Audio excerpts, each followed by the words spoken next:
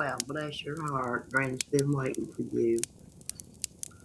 Pull up that old stool over there and let Granny B tell you a story.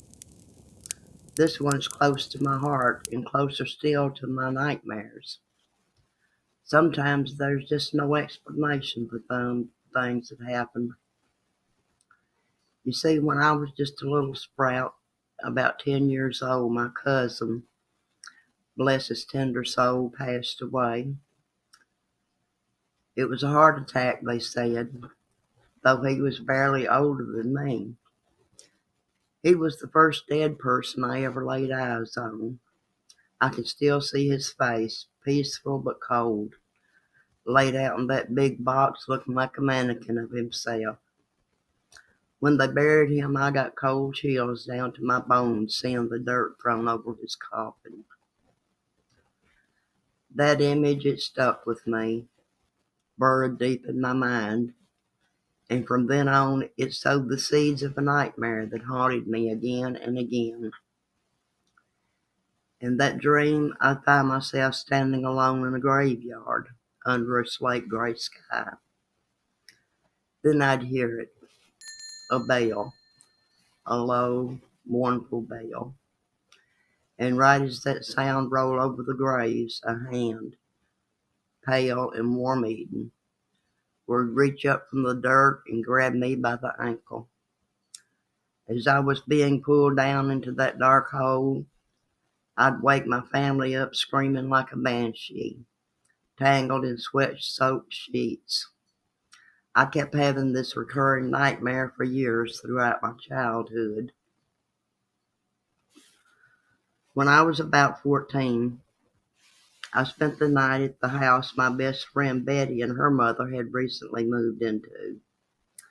I was excited. I thought it'd be all giggles and secrets.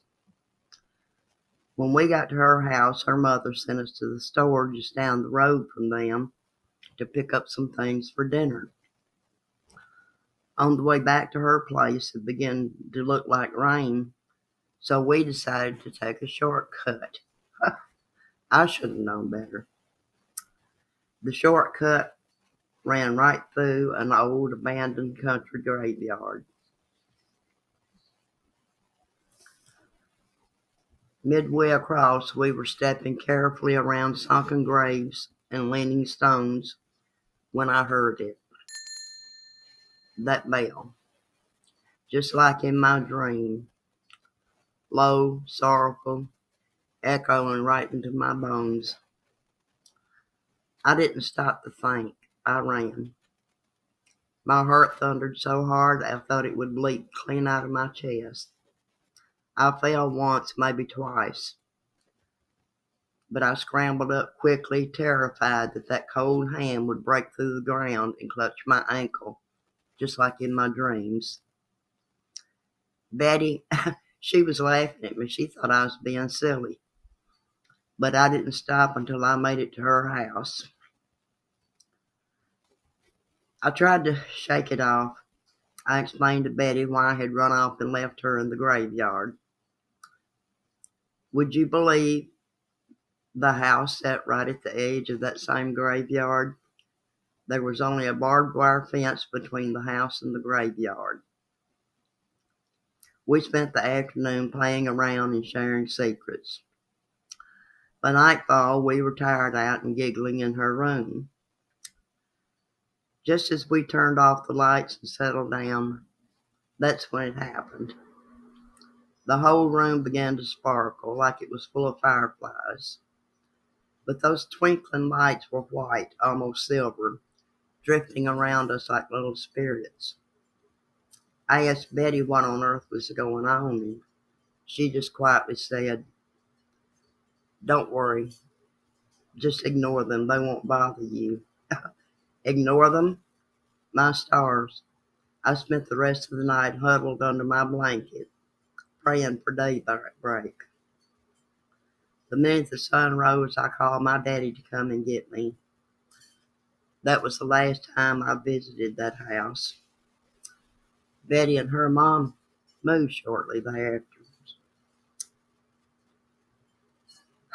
50 years later, I had reason to pass by that old place again. The graveyard's still there, stones leaning like old drunks, weeds thick as secrets. But Betty's house, it's gone. Just a rusted tin roof and rotting lumber laying in the grass and saplings that had grown up where the house used to be, where all our giggles and ghost lights once lived. And you might be wondering, did it give me a fright? Oh, honey, yes, it did. Some places never lose their haunts. They just wait for you to come back. That's all for tonight, my dear, but don't fret. I'll have another tale for you soon enough. Until then, keep your nightlight on and maybe check under your bed just once for old Granny B's sake. Good night and sweet dreams.